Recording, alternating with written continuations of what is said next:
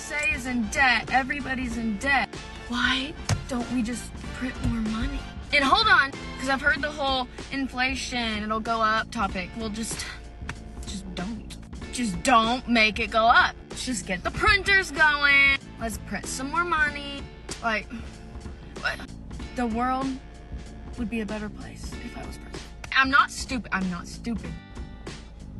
But like, for real though, should I like go tell the president? Like, hey, I know we were having some financial problems. I just had a little idea. Print some more money. Isn't it just like that simple? I feel like so many world problems are just like a really simple solution. I really hope she's trolling us all and that is just straight up satire, because if not, oh, be afraid.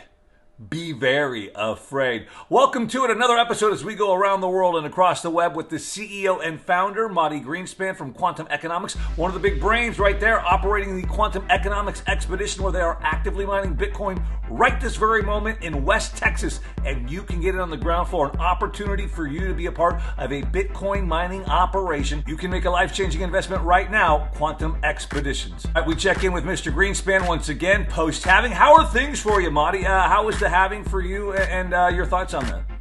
Hey, Matt. Yeah, thanks for asking. The halving went really well for me. I hope you had a great halving as well.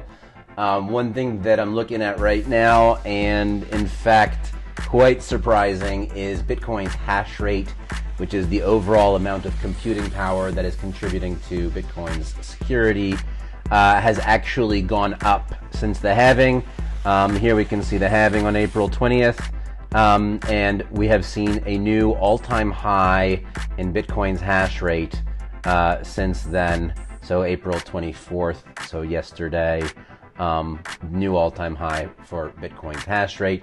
And part of the reason for that is that the transaction fees on the network have basically gone through the roof. Just the halving day alone is that big spike here. That big spike is going to last for quite a while on the charts.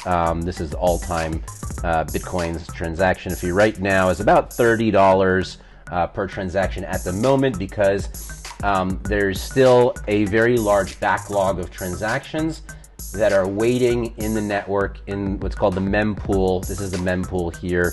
These are transactions that are waiting to be confirmed by Bitcoin miners. And whenever this gets backed up, the transaction fees tend to get larger because people are willing to pay more in order for their transaction to go faster through the network.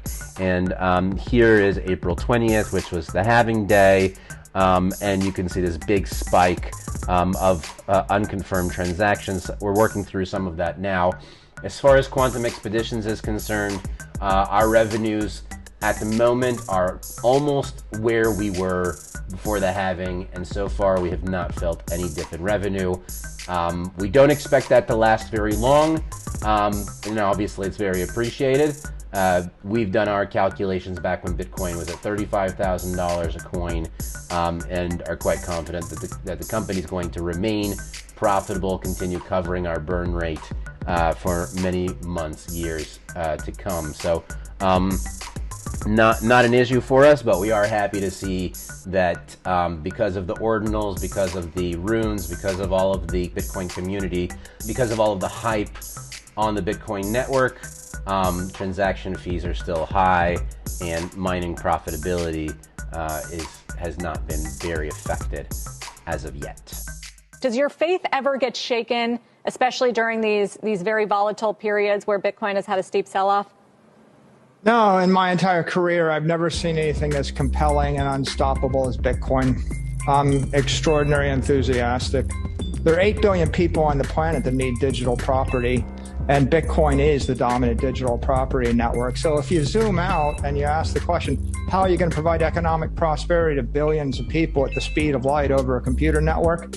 There's no better idea than Bitcoin. If more corporate CEOs had the testicular fortitude to follow that man right there, adding Bitcoin to the balance sheet back in 2020, I think their shareholders and their bottom line would look a whole lot better. Our weekly conversation continues around the world and across the web. Ask the Advisor with Matty Greenspan. First question for you comes in from Sam on X. Sam wants to know if BRICS is going to launch a stablecoin what network would BRICS look to use? And are there networks that are better suited for stablecoins? Matty, what do you think? That is a very interesting question indeed. And first of all, we want to understand who the BRICS are. It's basically an economic union between Brazil, Russia, India, China, South Africa, Egypt, Ethiopia, Iran, and the United Arab Emirates. Quite an eclectic bunch if you're following what's happening in global geopolitics at the moment. These are basically the enemies of the United States, Britain, Europe, and they are fighting two proxy wars at the moment. What's important to note is that China already has their own digital currency, the digital yuan or renminbi, which has been already deployed in various stages since April 2021. So the more important news here is not that they're creating a stable coin or that blockchain is involved, but actually that they're looking to take their economic union to the next level, similar to what Europe has done by creating the euro.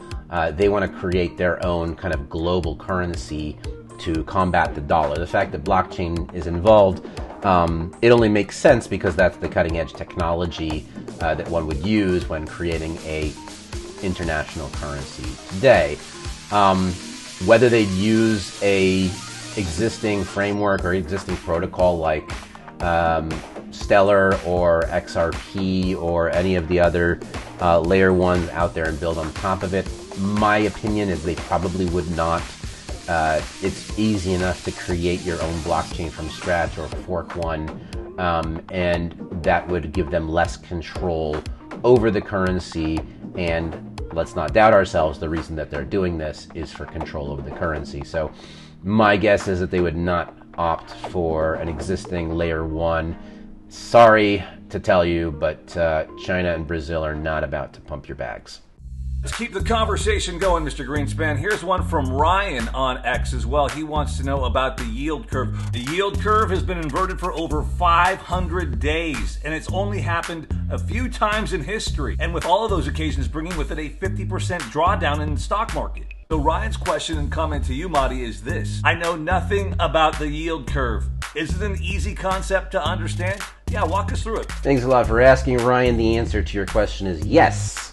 Yield curves are fairly simple to understand and actually very important to understand, as they are one of the most accurate, if not the most accurate, technical indicators that we can use to understand the overall health and the future health of the economy.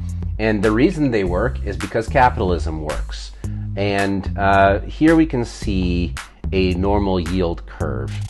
And you can see that it starts out on the bottom left and moves towards the top right. And what's happening here is that in a normal market, investors are willing to accept smaller interest rates or lower interest rates for short-term loans. And for longer-term loans, they tend to want higher interest rates. And when the yield curve is inverted, it looks more like this, starting off at the top left and moving down as it goes. And what's happening here is that investors are expecting that there's going to be trouble in the short term, that they're less likely to get their money back in the short term, and therefore are demanding higher interest rates in the short term, whereas the long term, they're saying, they're expecting everything to kind of normalize and say, okay, in 30 years, I have no problem, I'll probably get my money back. But in the next, year or two or five, I'm not so certain. So what's happened? So we can see today's yield curve right now. This is it. You can see the 1 month over here and the 30 years down here, and it is definitely looking fairly inverted. As we can see, an inverted yield curve has predicted the past 7 U.S. recessions, and that includes the 1980s, early 90s, the famous tech bubble and crash, and then of course the 2008 recession was also predicted or preceded by a dip in the yield curve below the red line, and of course 2020 as well. bad news for you. We've been in an inverted yield curve since 2022, and I believe that we are actually in a recession. However, the powers that be have managed to fudge the numbers enough that it doesn't look like it on paper.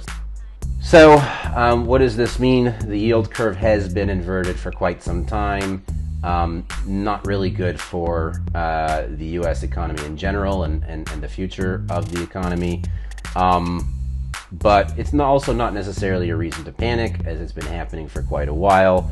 The Fed is definitely aware of it, and it's probably also why we've seen the Fed pivoting lately. Going into 2024, the expectation was 3 or 4 interest rate cuts, and now the market is predicting or giving a 20% likelihood that the Fed is going to increase rates later this year rather than decrease them. And I think that we'll be able to see some of that changing, or some of their stance changing at the next meeting, which is not great for risk assets. Rising interest rates are bad for stocks, not great for Bitcoin. And one of the ways that they tend to get out of recession is by printing more and more money, and that obviously could be good for Bitcoin if that ends up happening. Last time they ended up printing way too much money and ended up with a very large level of inflation, which was out of control, which is why we're in the situation that we are in right now. So all things considered, I can't tell you the future. I don't know. That inverted yield curve does indicate that we're very likely to see further economic turmoil ahead. Unfortunately, it's just the way things are. Thank you for being a part of the community. Thank you for joining the conversation each and every week. We couldn't do it without your likes, your comments, your shares, and retweets. Ask the Advisor with Matty Greenspan, the CEO of Quantum Economics, where the newsletter is always free, quantumeconomics.io. And when it comes to Bitcoin mining, look no further than to one of the most profitable ventures right now, Quantum Expeditions, actively mining Bitcoin in West Texas. It's green, they use renewable energy, all the buzzwords that make you feel good. And remember, be smart, be safe, stack sats and hodl, and you know that is not financial advice. But it's a pretty darn good life suggestion, just saying.